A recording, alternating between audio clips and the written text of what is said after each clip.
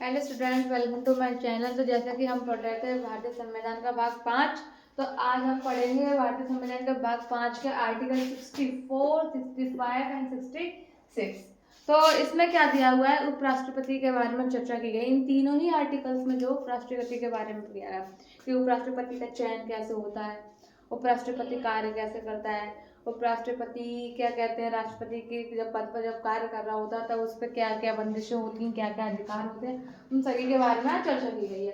तो भाग 5 में आर्टिकल 64 में दिया गया है उपराष्ट्रपति राज्यसभा का क्या होता है, पहले सभापति होता है। क्या होता है?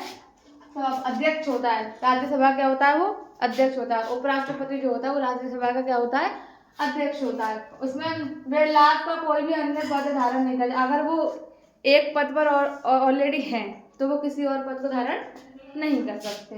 ये तो ऑब्वियसली बात है। अगर आप एक गवर्नमेंट जॉब करो तो आप दोनों जॉब इकट्ठी नहीं कर सकते। वो हर किसी के ऊपर लागू होता तो इनके ऊपर ही क्या है। उपराष्ट्रपति आर्टिकल 65 जो नीचे भी पढ़ेंगे, आर्टिकल 65 के तहत कार्यवाही राष्ट्रपति कार्यवाहक राष्ट्रपति के रूप में कार्य करते हैं। तो वह राज्यसभा या सभापति के कार्य नहीं करते। देखो, अगर वो उपराष्ट्रपति जो राष्ट्रपति के पद पर काम करेगा तो वो जो है राज्यसभा का अध्यक्ष नहीं होगा। मैं कहा था एक ही क्या कहते हैं जगह काम कर सकते हैं, या तो वो राज्यसभा का अध्यक्ष बन जाए या वो राष्ट्रपति के पद पर कार्य करना शुरू कर दे। ठीक, तो उपराष्ट्रपति के उसके बारे में बताया गया। राज्यसभा का एक ही सीट पर काम करेगा। यह ऐसा नहीं हो सकता कि वो यहाँ पर उपराष्ट्रपति के पद पर भी काम करता रहे, मतलब कि राष्ट्रपति के पद पर भी काम करता रहे और राज्यसभा का अध्यक्ष भी होना रहे। वो एक ही काम करेगा।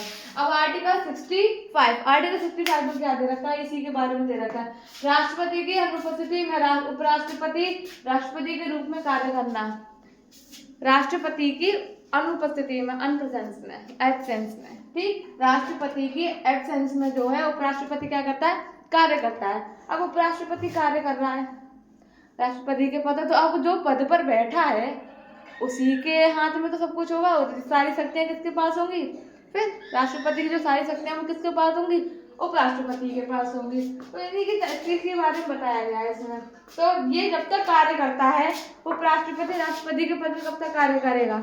जब तक कोई नया राष्ट्रपति नहीं आ जाता, या कोई राष्ट्रपति जो जैसे कि बहुत लीगल होता है, मतलब ऐसा नहीं हो सकता। बहुत सारे रीजन हो सकते हैं, जैसे कि राष्ट्रपति की तबीयत खराब होना, तब उपराष्ट्रपति उनकी जगह बैठता है, या त्याग पत्र दे देना, ये अलग बात हो जाती है, या बहुत सारी चीजें होती हैं, या उनकी मृत्यु हो जाना, त्याग पत्र और महाभियोग। इन 3 कारणों में क्या होता है?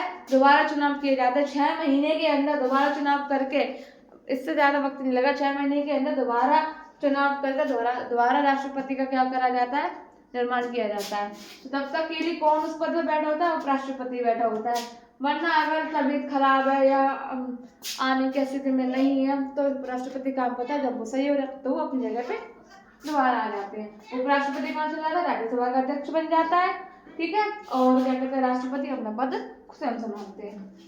उपराष्ट्रपति के राष्ट्रपति के पद पर कार्य करते समय जब सब अधिकार मिलते हैं जो राष्ट्रपति को होते हैं। उपराष्ट्रपति जब राष्ट्रपति के पद पर होगा तो उसे वह सारे अधिकार मिलेंगे जो किनको मिलते थे? राष्ट्रपति को मिलते थे। ठीक, अब आता है आर्टिकल 66। आर्टिकल 66 में जो दिया रखा है वो इसके बारे में बात दे रखी है कि उपराष्ट्रपति का निर्वाचन कैसे होता है, कि उपराष्ट्रपति को निर्वाचन कैसे करा जाता है। तो इसका भी इसका चुनाव दोनों संसद के दोनों, राज्यसभा और लोकसभा के सदस्य मिलकर किया जाता है।